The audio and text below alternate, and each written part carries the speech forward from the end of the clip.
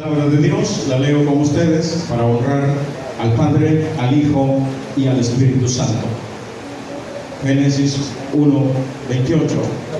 Y los bendijo Dios y les dijo: fructificad y multiplicaos, llenad la tierra y sojuzgadla, y señoread en los peces del mar, en las aves de los cielos y en todas las bestias que se mueven sobre la tierra. Tome su asiento. Esta tarde, al leer este relato bíblico, quiero estudiarlo con ustedes bajo el tema el libre albedrío. Libre albedrío. Amén. Entonces, la palabra albedrío, es una palabra que no está escrita en la Biblia. No está escrita. Pero sí se menciona en todas las partes cuando se va a tomar una decisión. Porque albedrío es el poder de decidir, oigan bien, lo que harás en una situación determinada. Entonces, si albedrío es el poder que cada persona tiene de elegir o decidir o tomar una decisión sobre algo, eso es libertad propia. Pero eso sí, el libre albedrío nos permite a nosotros elegir, tomar decisiones sobre cosas malas o cosas buenas. Aclaremos que el libre albedrío resulta que cuando tomo una decisión mala, porque es el poder que tengo, trae consecuencias malas. Si tomo una decisión positiva o buena, eso trae decisiones o bendiciones buenas. O sea, si yo tomo una decisión mala, las consecuencias son malas. Si las tomo buenas, las consecuencias van a ser buenas. Eso no queda aparte. Las decisiones que yo tomo, a eso se le llama albedrío. Amén. Entonces, cuando yo los traigo a este relato bíblico, fíjense que a Adán, en el versículo 28, Dios le está estableciendo una tarea tan difícil, que es Adán, en su capacidad de albedrío, en su capacidad de decidir si hace o no hace lo que Dios le ha dicho. Porque dice el texto: y los bendijo Dios y les dijo. Ojo, les dijo. Pero ahora viene la voluntad del libre albedrío.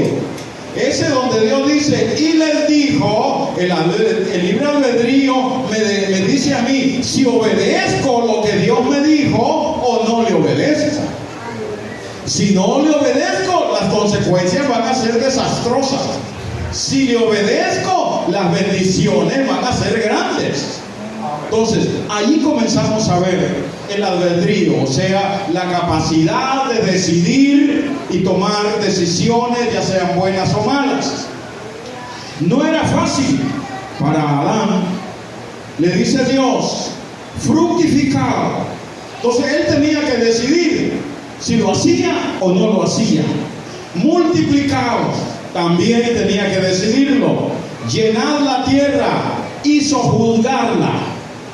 Hay cosas en las que Dios le está diciendo que debe de hacerlas, pero Dios lo deja a la voluntad de él. Es Adán quien va a decidir si lo hace o no lo hace. Eso es albedrío. Esa capacidad que Dios le puso al hombre cuando lo creó. Porque dice ahí en el versículo 27, y creó Dios al hombre a su imagen. Recién creado el hombre, a Dios no le pasó por alto ni nunca le va a pasar, le puso su imagen a él. Pero también le puso otro sello, que es el albedrío, la capacidad para decidir si obedece o no obedece. Por eso nosotros vemos que la tarea era muy grande. En la actualidad es lo mismo. En la actualidad es lo mismo. El ser humano, si bien es cierto, Adán pecó y todo el pecado nos ha sido transmitido, ojo con eso, el albedrío ha venido siempre con nosotros, de generación en generación. El ser humano, eso no se le ha quitado, la capacidad de decidir lo bueno o lo malo. Siempre lo traemos, en la actualidad es lo mismo. Por eso Josué, cuando ya va, hermanos amados, a casi un 90% ha conquistado Canaán, ya en el capítulo 24, Josué les está diciendo: ahora pues temed a Jehová y servirle. Y aparte los dioses paganos y los ídolos que sirvieron en las tierras cananeas y en Egipto. Y en el versículo 24, perdón, en el 15 del capítulo 24, les dice: si mal os parece servir a Jehová, escogeos hoy a quién sirváis. O sea, le está diciendo: ustedes tienen libre albedrío para decidir si le sirven a Jehová o le sirven a los Baales. Eso Josué ya tenía ese problema allí enfrente, porque eso siempre se ha venido dando. Amén. Luego Moisés también, ya en Deuteronomio, está hablando con el pueblo, que el Deuteronomio es el repaso de los 4 libros que ha escrito. Entonces viene Moisés y les recuerda ya en el capítulo 30, en un monte, dice, les pone la bendición y las maldiciones. Y al final les dice: he aquí pongo delante de ustedes la vida y la muerte. Escojan la vida, les dice él, para que vivan. Entonces, pero al final vemos que el pueblo siempre escogió por su libertad de decidir lo malo. Entonces, cuando nosotros vemos esta situación, cuando Moisés dice claramente: escojan la vida, les está dando una gran oportunidad. Ese es el libre albedrío, pero de alguna manera, cuando nosotros ya vemos esto, eso está en nosotros. Y por eso ustedes acá deben entenderlo así. Es esa capacidad de libertad de decidir si ustedes sirven a los dioses paganos, si ustedes sirven a los ídolos mudos, a los ídolos hechos de madera, de yeso, de metal, etcétera. Eso es decisión de ustedes. Si deciden adorar una vaca, si deciden adorar un ídolo llamado Buda, un Mahoma, eso es decisión de ustedes. Pero nosotros hemos entendido con Josué que nuestra casa y nosotros vamos a servir a Jehová, y eso lo hemos decidido porque Él es gran Rey, gran Señor sobre todo el universo, y Él se merece toda la gloria y toda la honra. Por eso obedecemos el mandato de Moisés, escogemos servir a Jehová, escogemos la vida que es Jesucristo, a su nombre. O sea, ustedes no pueden estar en la iglesia sencillamente pasando el rato. Hemos decidido, amén, por el libre albedrío que tenemos, servir a Jehová. Y aunque otros adoren lo que quieran adorar, porque el ser humano, para adorar, no, hombre, tú le pones una silla ahí con un poquito de flores y algo, y la gente se hinca ahí delante de la silla. Así es la gente. Pero es su libertad. Ellos han escogido la muerte. Pero por eso, qué importante cuando nosotros vemos el versículo 28, que dice: y los bendijo y les dijo: fructificad. Ahí comienza el panorama. Había que decidir si ellos se fructificaban. Nosotros entendemos ya por el Evangelio que en Juan 15:5 Jesús dijo: separados de mí nada podéis hacer. Entonces, para que una persona pueda fructificar, tiene que estar pegada al Señor Jesucristo. El capítulo 15 del Evangelio de Juan habla de que Jesús es la vid verdadera. Dicen amén a eso. Y por eso ya en el versículo 5 dice que separados de Él nada vamos a poder hacer. Y eso lo hemos entendido nosotros. Por lo tanto, cuando nosotros vemos que Jesús habla de que separados de Él no podemos hacer nada, entonces nos retomamos al Salmo 1, que dice claramente que los creyentes deben de ser como árboles plantados junto a corrientes de agua. Eso implica comunión, eso implica estar plantado junto a ríos de agua, implica comunión, porque es ahí donde nos nutrimos. Y un verdadero creyente que ha decidido alabar, servir y honrar al verdadero Rey de Reyes debe de estar plantado en lo que ha creído. A su nombre, a su nombre. Dale fuertes palmas al Señor.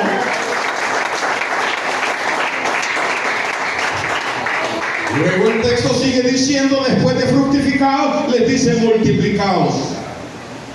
Y esto lo entendemos, que cuando una persona, un árbol va creciendo, aparte de estar plantado junto a corrientes de agua, cuando ese árbol va creciendo, llega a una estatura idónea de madurez. Ese árbol ya ahora se va a extender y va a comenzar a dar frutos. Por lo tanto, nosotros lo entendemos así, que eso es lo mismo que debe de suceder en nosotros. No podemos pedirle, hermanos amados, a un creyente tierno, a un creyente nuevo, hermanos, que vaya y ya de un solo crezca. No. Hay que darle tiempo, como en la vida biológica nuestra, hay que dejar que crezcan. Pero nosotros, hermanos, ya estamos viejos. ¿Qué digo viejo? Re viejo de haber venido a los pies de Cristo. Ya es tiempo que comencemos a tomar en serio el evangelio que hemos recibido, un evangelio poderoso, un evangelio, hermanos, que cambia la vida. ¡Aleluya! Transforma al ser humano. A su nombre, a su nombre. Ya estamos re viejos en esto. Entonces debemos plantarnos bien y comenzar a dar fruto. Cuando dice el texto bíblico y multiplicado, le dice llenar la tierra, sojuzgarla. Y la palabra sojuzgar es controlar, dominar o tener el control. Y aquí entran un montón de temas, pero igual dice en los versículos que siguen: y señoread en los peces del mar, en las aves de los cielos y en toda bestia que se mueve sobre la tierra. Entonces, cuando nosotros pasamos ya en ese versículo 28, vemos la primera parte donde se le está diciendo y les dijo: hagan esto, hagan lo otro. Es Adán quien decide por su libertad de decidir si lo hace o no lo hace. Y eso no va a cambiar. En la iglesia es igual. Cuando la palabra de Dios nos dice algo, usted decide si lo hace o no lo hace. Si no lo hace, entonces las consecuencias son graves. Si lo hace, Dios lo va a bendecir. Porque eso es así. Entonces, pero luego pasamos a la mitad del texto que dice claramente: le dijo, señoread en los peces del mar, las aves de los cielos y toda bestia que se mueve. En otras palabras, después de que le ha dicho que se multiplique, ahora le está dando autoridad, le está dando dominio sobre las aves del cielo, amén, sobre, dice aquí, las bestias y los peces del mar. Entonces ahora pasa a otra etapa. Ahora Dios le dice que ahora Él tiene autoridad sobre las aves, los animales y los peces. Y entonces le está diciendo que Él manda. Por eso, para que las aves, los animales y los peces le obedezcan a Adán, el versículo 27 dice: y creó Dios a Adán a su imagen. O sea que cuando, hermanos amados, Dios lo ha creado, le pone su imagen a Adán, la imagen de Dios. Entonces los animales, las aves del cielo, no veían a Adán, veían la imagen de Dios, hermano. Cuando Adán caminaba, las aves, las bestias y todos los animales veían, hermanos, la imagen de Dios. Por eso Adán, cuando ve y les va a poner nombre a todos, dice: ven tú para acá. Y el animal iba corriendo para donde él. Sí, tú te vas a llamar lagarto, tú te vas a llamar conejo, tú te vas a llamar avestruz. Pero todos los animales obedecían, salían corriendo cuando Adán los llamaba. ¿Por qué? Porque los animales veían la imagen de Dios en Adán. Por eso Dios le dijo: señoréate sobre ellos, porque mi imagen está sobre ti. Por eso es que los animales corriendo iban. Las aves, venga para acá, ahí van todas para allá. Porque ellas no veían a un hombre que los estaba llamando, veían al Dios eterno, llamándolos porque la imagen de Dios estaba en Adán. Entonces vean ustedes qué interesante, porque todo esto de alguna manera nos compete a nosotros entenderlo. Cuando nosotros buscamos una aplicación espiritual de señorear, o sea, de tener autoridad sobre las aves, sobre las bestias del campo, sobre los animales, ojo, resulta que cuando ellos desobedecen, bueno, ya entendimos de que no fue Adán lo hace voluntariamente por el libre albedrío que tiene. Eva también. O sea, Dios le da autoridad a Adán colocando su imagen, y entonces viene el detalle. Eva veía la imagen de Dios en Adán, porque la Biblia o Génesis no nos dice que la imagen de Dios cayó sobre Eva. No, la imagen de Eva, Adán la ve como que es su imagen, pero la imagen humana. Por eso cuando se la presenta la señora, entonces él dice: esta se va a llamar varona porque se parece al varón. O sea, no tenía imagen la muchacha de Dios, sino la imagen del varón. Entonces, cuando Dios le da eso, aplicando espiritualmente esto, ¿qué sucedió? Resulta que cuando Eva peca, le cuenta a Adán lo que ha cometido, y Adán, por su libre albedrío, decide no obedecer a Dios. Las consecuencias ya estaban dadas. De todos los árboles puedes comer, pero del árbol de la ciencia del bien y el mal no comerás, porque el día que comas de él, ciertamente morirás. Las consecuencias estaban. Entonces Adán, por su libertad de elegir, de decidir, él decide desobedecer a Dios, y las consecuencias no se hicieron esperar.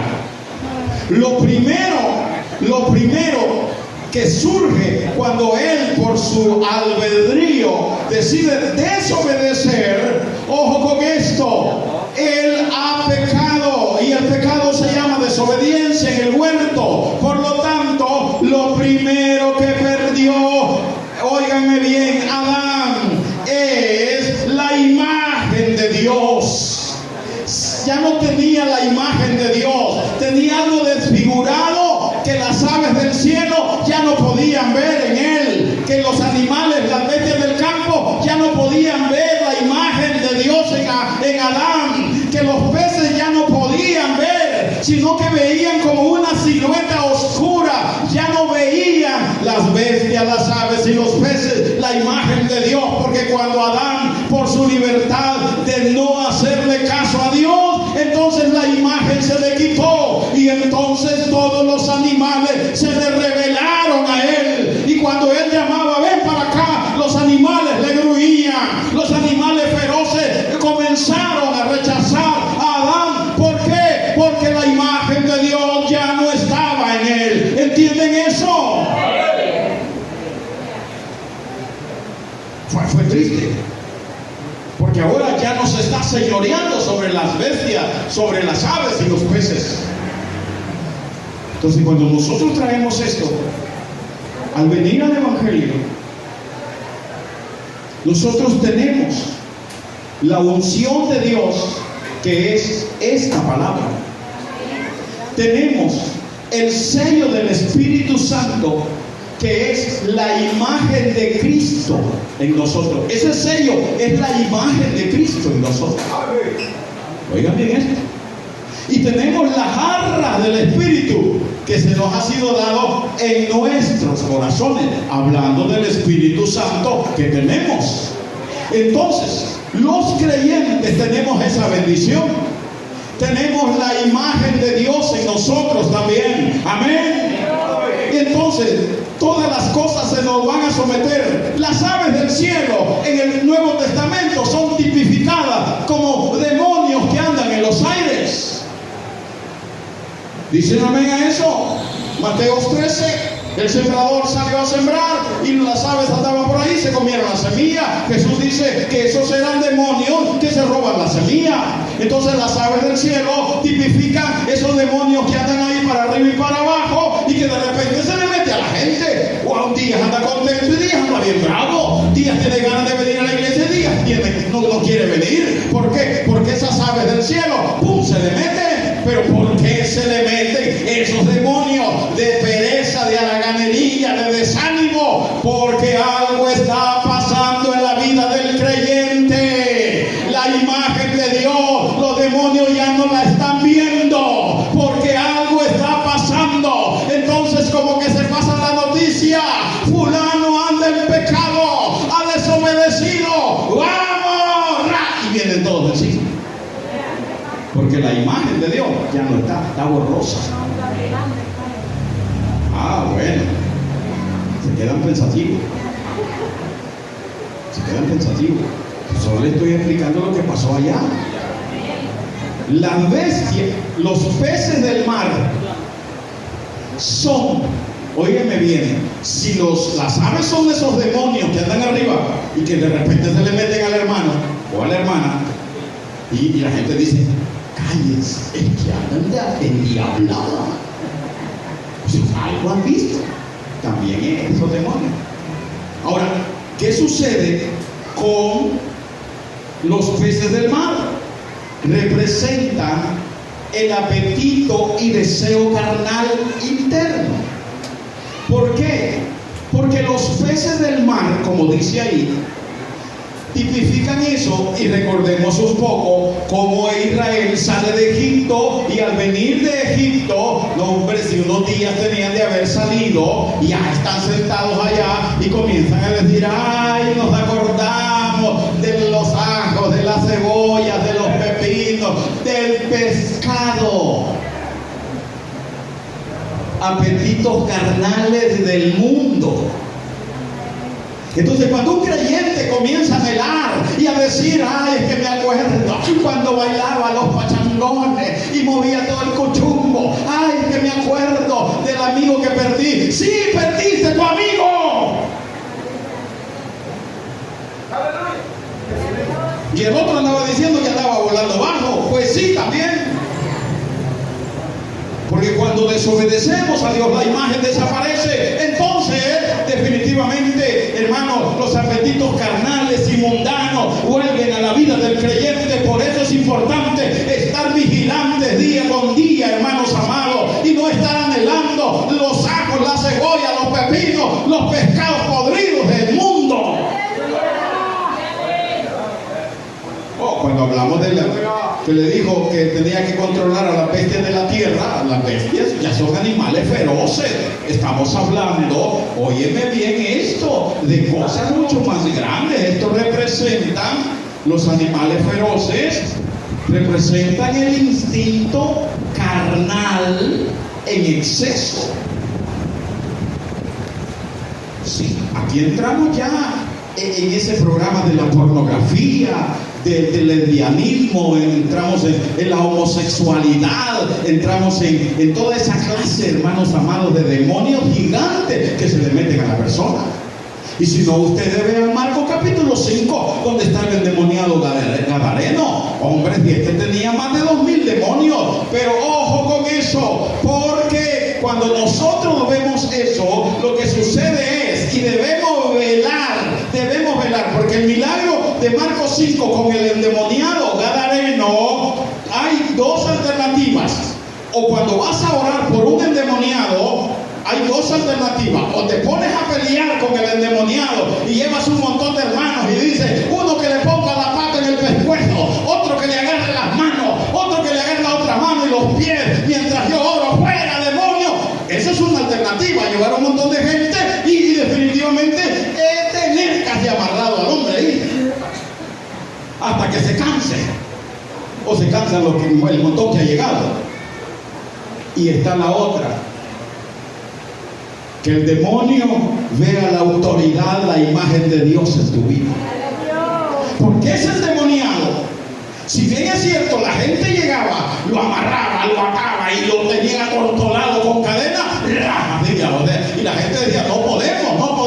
Esa es una alternativa: amarrar al endemoniado, atarlo hasta más no poder. Tal vez se cansa, pero no se cansaba. Pero cuando Jesús baja de la barca, oh gloria, comenzó a caminar. El demonio ese que tenía comenzó y corrió, no a pelear, cayó postrado delante de Jesús, y los demonios se van a sujetar. Óyeme bien, cuando vean la imagen gloriosa de Cristo en tu vida. Por eso debemos andar, hermanos amados, pendientes de eso. A su nombre.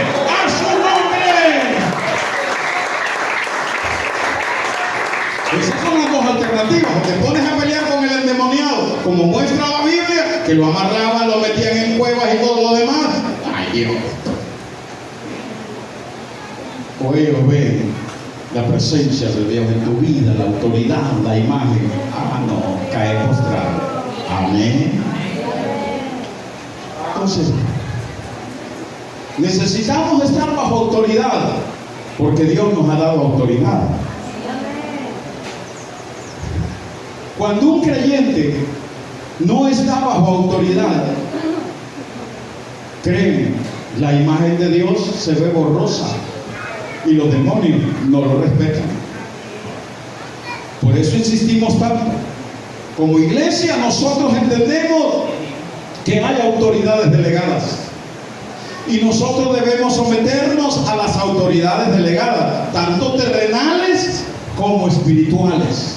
Las autoridades terrenales están para cumplir las leyes terrenales, porque somos ciudadanos de este país. Dicen amén. Y hay leyes terrenales que hay que cumplirlas. Pero también dice el apóstol que nuestra ciudadanía espiritual no es de aquí, es de allá. Entonces tenemos ciudadanía espiritual, y para eso está la santa palabra de Dios, para obedecer esa palabra y someternos bajo autoridad. Dicen amén a eso. Entonces, fíjate cómo Abraham viene de una batalla, pelea contra 5 reyes y los vence. Estoy hablando desde Génesis 14. Va, derrota a los 5 reyes, y el detalle ¿cuál es? Que él, cuando viene de regreso, le sale el rey de Salem llamado Melquisedec al encuentro. Y Abraham, óyeme, viene de vencer 5 reyes, pero un rey se le aparece, Melquisedec, y ¿sabe qué hace Abraham? Inmediatamente ¡pum!, cae. ¿Por qué? Porque Abraham está reverenciando o respetando a Melquisedec, porque Abraham ve que Melquisedec es el hijo del Dios Altísimo, ve la imagen de Dios en Melquisedec. Entonces Abraham, óyeme bien, lo respeta, hermanos amados, como su Melquisedec saca pan y vino, le da y lo bendice. Cuando tú aprendas a estar sometido bajo autoridad, Dios te va a bendecir con pan y con vino. A su nombre, a su nombre.